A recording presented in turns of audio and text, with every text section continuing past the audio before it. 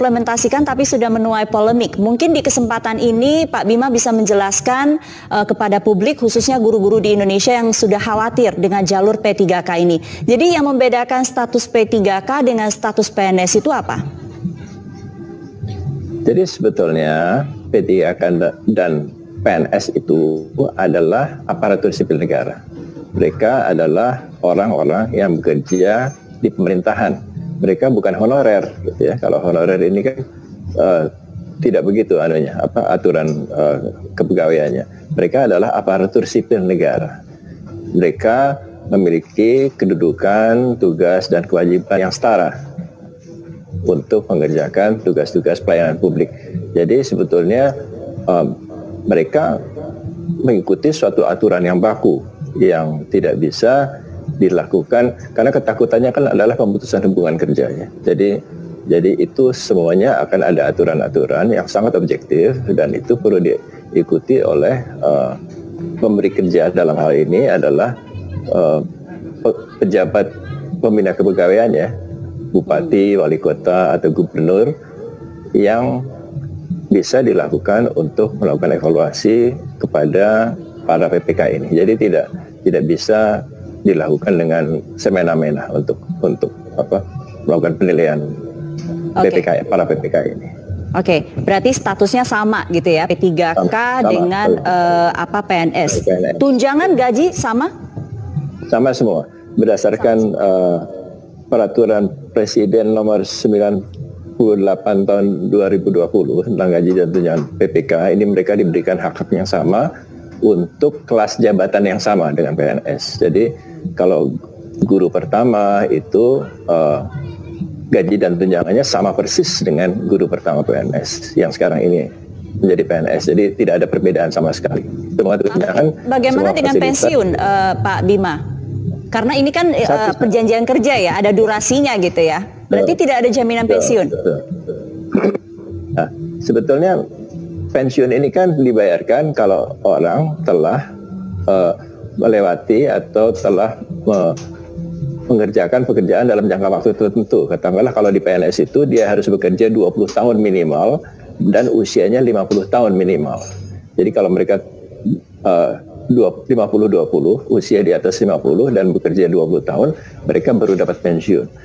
Kalau di bawah itu, mereka juga tidak akan mendapatkan pensiun gitu. Nah, kalau di PPK, karena perjanjian kerjanya antara 1 sampai 5 tahun, 1-5 tahun ini kami berharap sebetulnya perjanjian kerjanya adalah 5 tahun.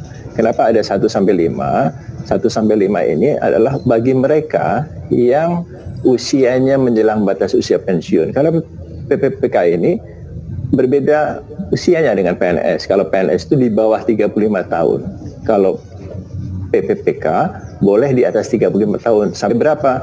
Sampai 1 tahun menjelang pensiun. Kalau pensiun 60, 59 pun boleh mendaftar PPK. Nah, kalau yang 56 tahun bagaimana kontraknya?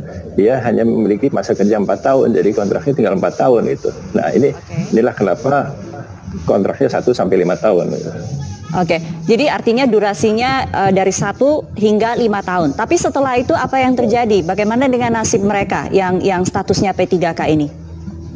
Jadi setiap tahun tentu harus dilakukan evaluasi kinerja. PNS pun begitu. PNS pun dilakukan evaluasi kerja tahunan. Nah, mereka dilakukan evaluasi oleh pejabat pembina kepegawaiannya di daerah. Kalau di daerah mungkin bisa didelegasikan kepala dinasnya misalnya. Nah, acuan untuk mengevaluasi ini nanti akan dikeluarkan oleh Kementerian Pan-RB dan Kementerian Pendidikan dan Kebudayaan. Jadi itu ada acuan baku. Kalau mereka bisa mengerjakan pekerjaan-pekerjaan dengan kinerja yang tinggi atau mencapai target-target yang diberikan, saya rasa tidak perlu ada ketakutan bahwa mereka akan diberhentikan. Mereka toh telah mencapai target kinerjanya. Jadi misalnya habis masa kontraknya, mereka bisa diperpanjang untuk masa kontrak berikutnya sampai batas usia pensiun. Jadi tidak ada pemikiran bahwa kalau mereka bagus mereka akan diberhentikan secara semena-mena, tidak begitu. Akan tetapi kalau mereka kemudian tidak melakukan kinerja dengan baik, boleh kan misalnya kepala dinasnya atau pejabat pembina kepegawaiannya kemudian memberhentikan karena memang tidak berkinerja dengan baik. Di PNS pun begitu. Jadi saya kira ini sepadan lah. Kalau mereka berkinerja, mereka bisa terus. Kalau tidak ya. Baik, ya, Pak Bima, jadi artinya P3K ini jadi satu-satunya jalur penerimaan bagi guru di 2021 ini, atau masih ada kesempatan yang terbuka untuk bisa melalui jalur CPNS? Jadi untuk tahun 2021 ini konsentrasi untuk guru adalah 1 juta orang PPPK. Nah 1 juta orang ini jumlah yang besar sekali. Rekor kami di BKN dalam rekrutmen itu 200.000 setahun. Ini 1 juta, 5 kali lipat dari yang biasa kami lakukan. Dan saya kira ini bukan cuma rekor Indonesia, ini rekor dunia. Tidak pernah ada penerimaan 1 juta guru di dunia ini. Dan itu membutuhkan waktu. Jadi saya kira konsentrasi untuk tahun 2021 ini adalah pegawai pemerintah dengan perjanjian kerja. Apakah akan ada CPNS? Ini nanti harus dihitung formasi-formasi yang pensiun berapa, dan apakah formasi-formasi itu memang diperuntukkan untuk CPNS. Karena tetap dibutuhkan guru yang berstatus CPNS untuk mengerjakan pekerjaan-pekerjaan manual di sekolahan. Kepala sekolah itu statusnya ada guru, tapi mereka harus PNS. Pengawas sekolah itu adalah statusnya guru, tapi mereka harus PNS. Jadi tidak semua guru itu nanti akan statusnya PPPK.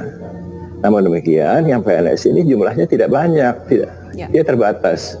Akan lebih banyak guru yang berstatus PPPK. Jadi tetap akan ada, tapi mungkin tidak dibuka pada tahun 2021 ini karena kebutuhan untuk rekrutmen pada tahun 2021 ini adalah pada guru untuk pegawai pemerintah dengan perjanjian kerja sebanyak 1 juta orang. Baik. Kapan implementasinya akan mulai penerimaan P3K ini, Pak Bima? Kami bisa berharap secepatnya, karena sekarang ini kan sudah disosialisasikan, kemudian dari pemerintah daerah juga sekarang ini sedang mengusulkan formasinya ke Kementerian Pan-RB. Nanti kalau sudah terkumpul, mudah-mudahan saya berharap April sudah bisa. Kenapa? Karena ini akan bertubrukan nanti kalau tidak cepat-cepat dengan proses penerimaan CPNS untuk formasi 2021. Jadi saya harap April, mudah-mudahan kita sudah bisa lebih cepat, lebih baik, lebih cepat. Tapi kami berharap ini April paling lambat kita sudah bisa lakukan.